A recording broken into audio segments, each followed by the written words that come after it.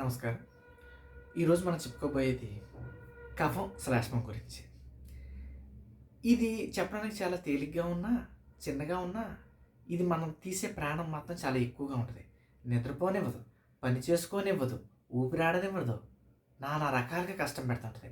ఇంకా రాత్రులు పడుకున్నప్పుడు ఇది ఇంకా పెరిగి, ఊపిరాడక ఏంట్రా బాబు ఈ పరిస్థితి అని చెప్పి అటు నిద్ర రాక పిచ్చెక్కిపోతుంటది. దీన్ని ఎలా తగ్గించుకోవాలి? అసలు ఇదేంటి అనేది చూద్దాం. బయట నుంచి వైరస్సు, ఫంగస్సు, బ్యాక్టీరియా అనేది మీ రక్త రంధ్రం గుండా లోపలికి వెళ్ళినప్పుడు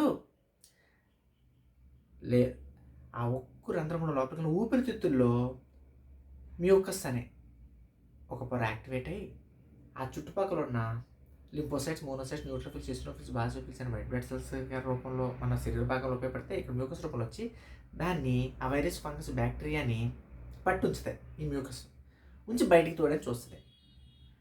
ఇది శ్లేష్మం.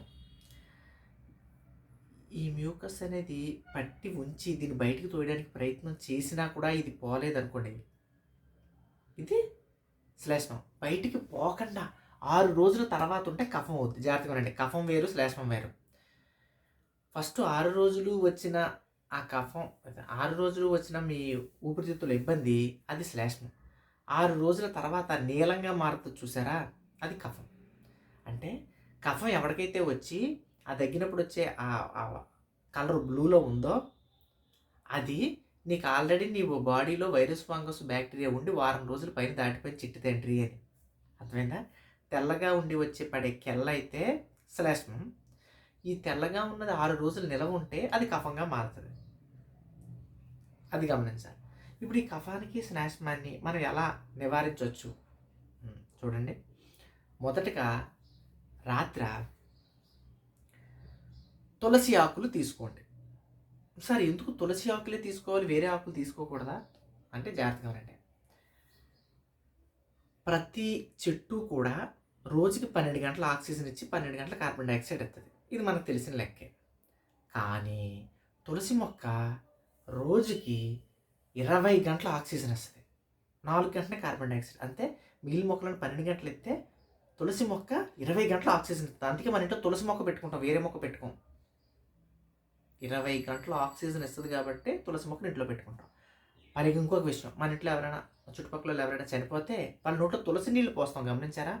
ఎప్పుడైతే తులసి నీళ్ళు వాళ్ళ నోట్లో పోసామో ఊపిరి ఎక్కడైనా వాడికి అనుకోకుండా ఆగిపోతే ఈ తులసి నీళ్ళు వెళ్ళి ఆ మ్యూకస్ పొరని లావుగా చేసి ఊపిరి ఆడేలా ప్రయత్నం చేద్దాన్ని నోట్లో తులసి నీళ్ళు పోతాం. అది అంత స్టోరీ ఉంది తులసికి. చచ్చిపోయిన వాళ్ళు బతికించే స్టోరీ ఉంది కాబట్టి నోట్లో ఎక్కడ ఊపిరి ఆగిపోయినప్పుడు తులసి నీళ్ళు పోస్తాం, అంత గొప్పది. ఇక్కడ మనం ఏం చేస్తామో జాగ్రత్తగా ఒకరోజు నైట్, ఆ రోజు నైట్ చూడండి ఏం చేస్తామంటే తులసిని ఒక చిన్న పిప్పిలాగా, ఉండలాగా, పచ్చిదే ఉండలా చేయండి. ఒక గ్లాస్ నీళ్ళు అంటే 250 ml నీళ్ళకి అర స్పూను పేస్ట్ అవ్వాలి తులసి, అందులో కలిపి నైట్ అంతా ఉంచేయండి. ఈ మోతాదులు మీ ఇష్టం. ఇప్పుడు లీటర్ నీళ్ళకి ఎన్ని స్పూన్లు వేయాలి? 4 అర స్పూన్లు వేయాలి. లీటర్ నీళ్ళకి 4 అర స్పూన్లు. ఒక గ్లాస్ అంటే పావు లీటర్కి అర స్పూను తులసి ఆకుల గుజ్జు ఇందులో నైట్ అంతా వేసేసి మూత పెట్టేద్దాం. ఇది ఒక పక్కన పెట్టండి. 1 స్పూన్ తేనెలో అర స్పూన్ శొంఠి పొడి వేసి కలిపి ఇది ఒక పక్కన పెట్టండి. ఈ నైట్ పక్కన పెట్టండి. పెట్టి మరుసటి రోజు ఉదయం లేవగానే గోరువెచ్చని నీళ్ళు తాగేయండి. తాగేసిన గంట తర్వాత ఈ నీళ్ళు తీసుకోండి. ఈ తులసి నీళ్ళలో ఈ తేనె కలిపిన స్పూన్ ఇలా పెట్టి తిప్పేసి గోరువెచ్చగా ఇది చేసి తాగేయండి. గోరువెచ్చగా చేయాలి. గోరువెచ్చగా చేసి ఇది తాగేయండి. ఇలా ఉదయం, మధ్యాహ్నం, సాయంత్రం చేయండి. మీకు శ్లేష్మం ఉన్నా, స్టార్టింగ్ స్టేజ్లో ఉన్న ఊపిరి ఇబ్బంది శ్లేష్మం ఉన్నా, లేదా శ్లేష్మం 6 రోజుల తర్వాత కఫంగా మారేటట్టు కఫంగా నీలంగా పడుతున్నా, ఈ కఫం, శ్లేష్మం మొత్తం పోతాయి. అసలు ఊపిరికి సంబంధించిన ఇబ్బందే ఉండదు. ఇది ఒక 3 రోజులు చేయండి. దీంతోపాటు ఇంకొకటి ఏంటంటే ఈ 3 రోజులు చేసే ఈ ప్రక్రియలో మీరు ఎప్పుడు మంచినీళ్ళు తాగినా గోరువెచ్చని నీళ్ళే తాగండి. ఓకేనండి. ఇంకొక చిన్నది ఏంటంటే స్వీట్స్ అసలు ఈ 3 రోజులు తీసుకోవద్దు. 3 రోజుల తర్వాత స్వీట్లు తినేద్దాం, డయాబెటిక్ తెచ్చుకుందాం. తర్వాత ఈ 3 రోజులు స్వీట్లు తినద్దు.